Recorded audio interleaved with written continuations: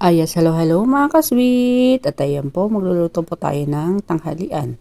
At dahil meron pong nag-request sa akin na ito daw po ang aking lutuin na si Ma'am Leila Acabado. At ayan po, nandito po ako, aga ko po nagpunta rito sa Talipapa para mamili po ng gulay. Pero wala po tayong nakitang bulaklak ng sampalok or dahon. Kaya yung bunga na lang po ang ating nilagay. At ito nga po, magluluto po tayo ng sinampalukang manok. Yan po ang request ng ating Ma'am Leila. At ayan po, igisa lang po natin ang bawang sibuyas at luya. At then, lagyan po natin ng konting patis. Ayan, isangkot siya natin ang chicken mga kasweet. Ayan lang po natin siyang maluto. Ayan. Ayan lang natin maluto yung ating chicken. Isangkot siya po natin yan mga kasweet. At ayan nga, pag nasangkot siya na natin ang ating manok, ayan, nilagyan po natin siya ng tubig. Depende sa inyo kung gusto nyo pa maraming tubig. Kasi po dalawa lang naman po kaming kakain, kaya konti lang po ang aking nilagay.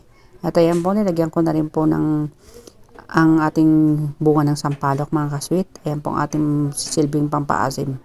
At dahil nga wala pong yung dahon ng sampalok, kaya po yan. At saka sinamahan ko na rin po ng kamyas. Ayan, kaya sobrang asim na po ng ating sinampalukan.